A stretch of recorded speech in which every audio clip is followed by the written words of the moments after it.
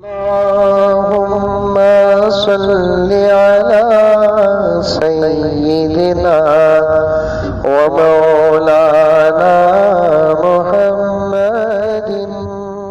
और एक एक मोहल्ले में तीन तीन चार चार जो खड़े हुए हैं, मैं उनका गिरेबान पकड़ कर कहता हूँ, मेरे पास और कोई ताकत होती तो बराबर में पहुँच कर कहता।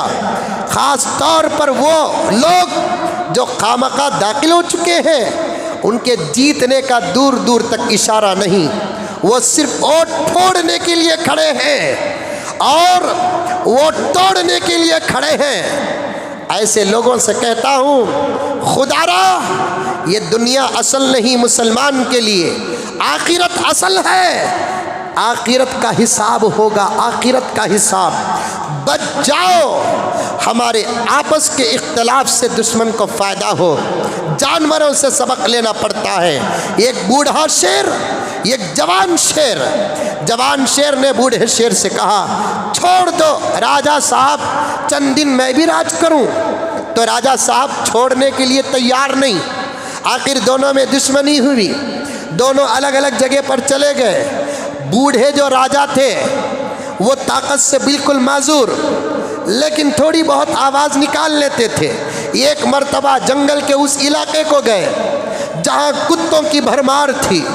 पूरे कुत्ते मौका देखे और पूरी ज़िंदगी का हिसाब चुकाने के लिए बूढ़े शेर पर हमला आवर हो गए। बूढ़े शेर पर हमला करने लगे। बूढ़ा शेर बेबस, आदमी कितना ही बड़ा ताकतवर क्यों ना हो, बूढ़ा हो जाता है तो कमज़ोर ज़ाहिरी ताकत में हो जाता है। तो फौरन कुत्ते बूढ़े शेर पर हमला करने लगे। सीधे जाकर किसी ने जवान शेर को कहा, नए राजा तुम्हारा रास्ता क्लियर। अब बूढ़ा शेर नरगे में है कुत्तों के, अब ताकत नहीं है उसे कुत्तों का मुकाबला करने की। अब पूरे कुत्ते उसे लम्हों में मार देंगे। आज से तुम जंगल के नए राजा हो। सुनना था। जवान शेर दौड़ता हुआ आया और कुत्तों के सामने चिंघाड़ा। कई कुत्तों को मौत के घाट उतारा।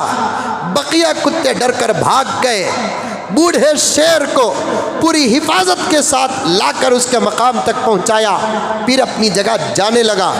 लोमड़ी और दूसरे जानवरों ने जवान शेर से आकर पूछा, अरे भाई, वो बूढ़ा तो तुम्हारा दुश्मन था, तुम्हें कुर्सी देने के लिए तैयार नहीं था, उसका होना तुम्हारे राज के लिए रुकावट था, लेकिन तुमने आज उसे बचाया क्यों? तुम मारते तो बदनाम हो जाते। उसे मारने का दूसरा इंतज़ाम हुआ, लेकिन तुमने क्यों बचाया? ये बीच में घुसकर वोट फोड़ने वाले लोगों की खिदमत में यह वाक़या पेश करना चाहता हूँ। या कोई और पार्टी वाले हो, मैं साफ कहता हूँ, अब हल्का सा इशारा और माहौल पैदा हो रहा है कांग्रेस की तरफ। लेकिन ये भी कहूँगा, जहाँ कांग्रेस कैंडिडेट कमज़ोर और जनता दल कैंडिडेट मजबूत हो, वहाँ पर ये उसूल तोड़ो, जनता दल का साथ दो। जहाँ कांग्रेस कैंडिडेट मजबूत, जनता दल कमज़ोर है, वहाँ कांग्रेस का साथ दो, लेकिन आपस में मत लड़ो।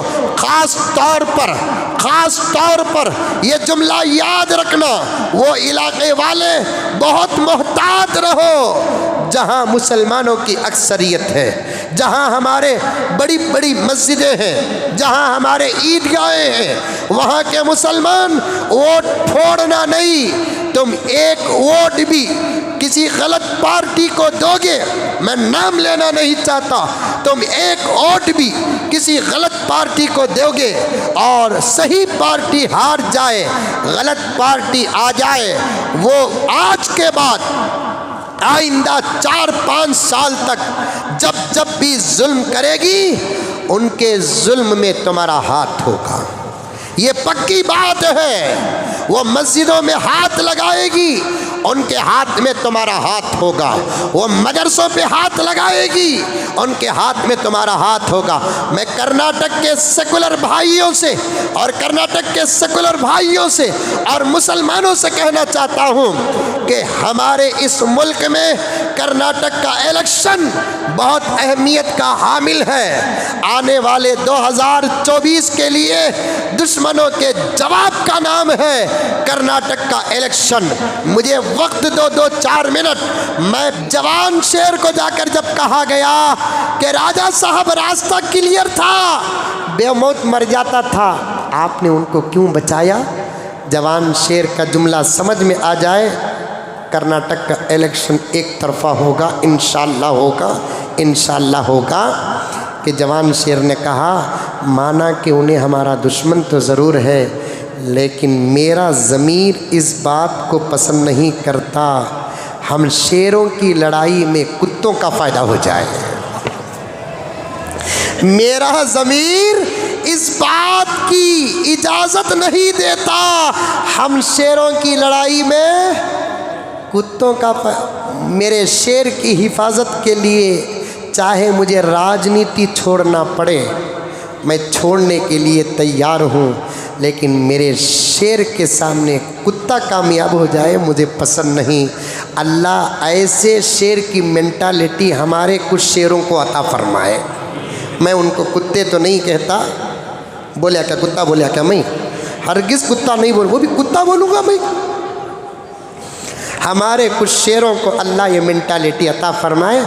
हर हल्के के मुसलमानों को कहना चाहता हूँ, अपने वोट का सही इस्तेमाल करें, सौदा न करें, आने वाले हालात को सामने रखें। बकिया बातें हैं इलेक्शन तक इंशाअल्लाह ताला, हो सके तो मैं चैनल के ज़रिए से आपकी खिदमत में हाज़िर रहूँगा। माफ़ी चाहता हूँ, बहुत ज़्यादा वक्त हो गया है, आइंदा जुमा बोलने का मौका नहीं था इसलिए मैंने कह दिया। आखिर में ऐलान है, हमारी